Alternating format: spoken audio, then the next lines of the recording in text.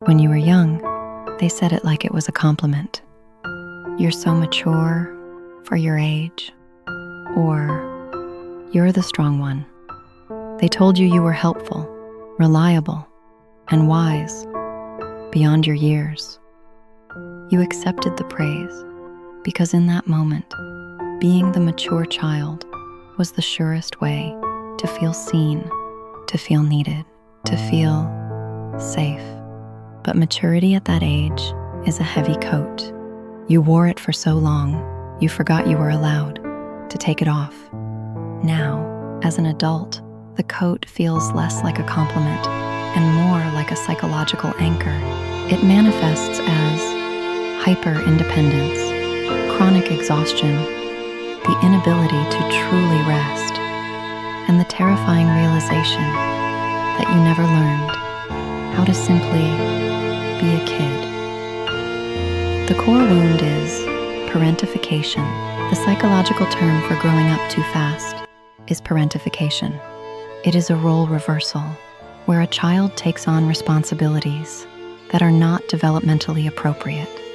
This happens when the adult caregiver is unable to meet the family's needs, often due to their own illness, addiction, mental health struggles, or simply a lack of emotional capacity.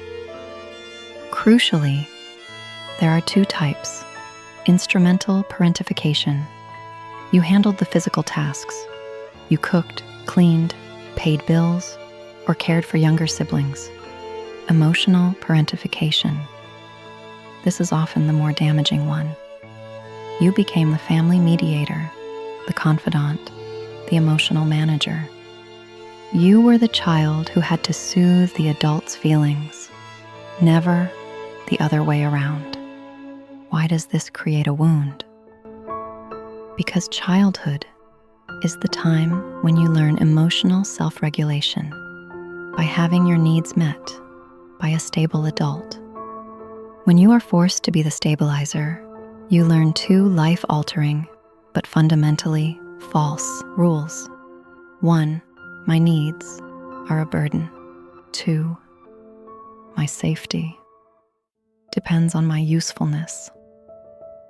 You didn't get to experiment, fail safely, or have messy, age-appropriate emotions. You learned to suppress your own internal world to stabilize the external one. The true tragedy of the child who grew up too fast is not the work they did. It's the childhood they were never given the space to live. The adult symptoms, the coping mechanisms that saved you as a child, become the roadblocks that haunt you as an adult. Hyper-independence 1. You cannot ask for help even when you are drowning because asking for support feels like failure, and relying on someone else feels like a dangerous risk. Because you learned early on that the people you were supposed to rely on couldn't handle it. The caretaker role. You are chronically attracted to relationships where you are the giver, the fixer, or the rescuer. Being the caretaker is familiar, but it leaves you exhausted and deeply lonely. Chronic anxiety and hypervigilance. You live in a state of high alert. As a child, you had to constantly scan the room for tension, for the signs of an impending crisis, or for the mood of the caregiver. As an adult, this translates into generalized anxiety, an inability to relax, and a feeling that peace is simply the calm before the disaster. Rest guilt. You feel deeply uncomfortable when you are not being productive or useful. Sitting still, relaxing, or enjoying pure, aimless fun triggers an internal alarm. If I am not working, if I am not contributing, I am not safe. This leads directly to burnout and perpetual exhaustion. If you recognize these symptoms, it is not a flaw in your character. It is simply the lasting, logical imprint of an unfair developmental load.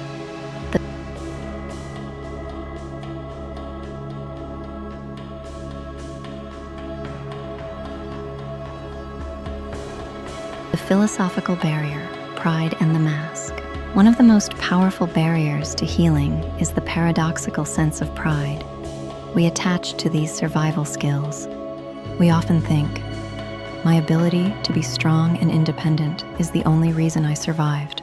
Why would I give that up? This pride acts as a mask. It tells you that the trauma made you strong and superior to those who complain or need help.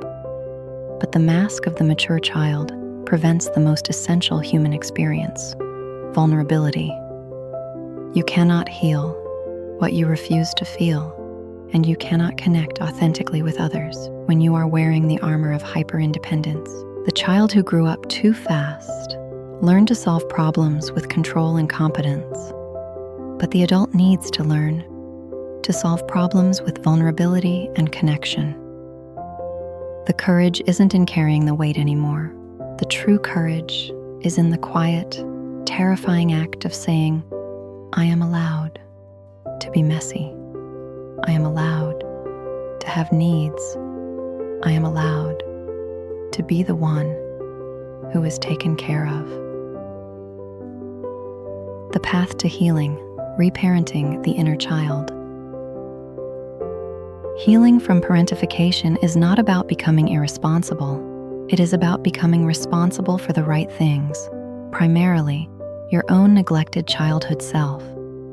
This is the process of inner child work. Acknowledgement and validation.